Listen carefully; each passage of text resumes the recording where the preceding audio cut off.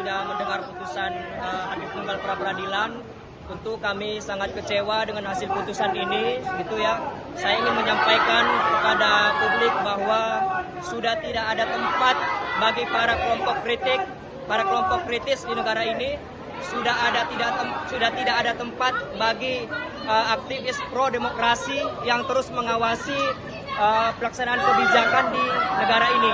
Lalu konsisten untuk mengatakan bahwa Del Pedro dan 3 tersangka lainnya adalah tahanan politik.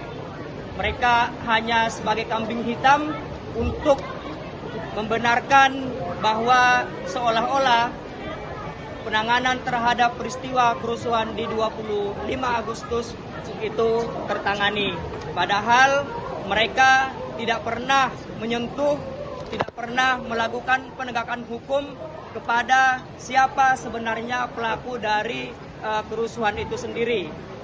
Begitu. Nah, soal pertimbangan hukumnya, majelis hakim hanya mempertimbangkan soal bagaimana penyidik memperoleh 2 alat bukti. Namun di dalam permohonan kami sudah jelas kami sampaikan bahwa Del Pedro tidak pernah diperiksa sebagai saksi atau calon tersangka sebagaimana yang sudah disebutkan dalam putusan Mahkamah Konstitusi nomor 21 tahun 2014.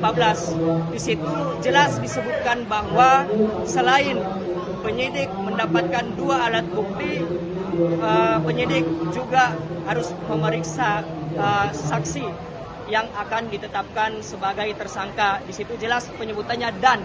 Artinya kalau penyebutannya menggunakan dan, dua-duanya harus digunakan. Pengadilan Negeri Bandung juga sudah mengimplementasikan putusan Mahkamah Konstitusi tersebut.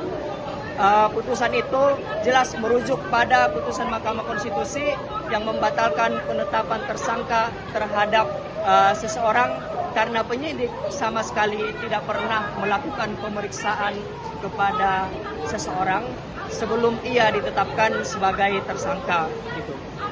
Tapi perkara pokok kami sudah sangat siap. Justru kami meminta kepada pihak kepolisian agar segera melakukan pelimpahan supaya status dari Del Pedro jelas.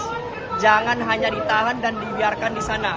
Del Pedro punya hak untuk diperiksa dan diadili secepat-cepatnya supaya dia mendapatkan kejelasan dan hak asasi manusianya dapat dipenuhi oleh negara. Gitu.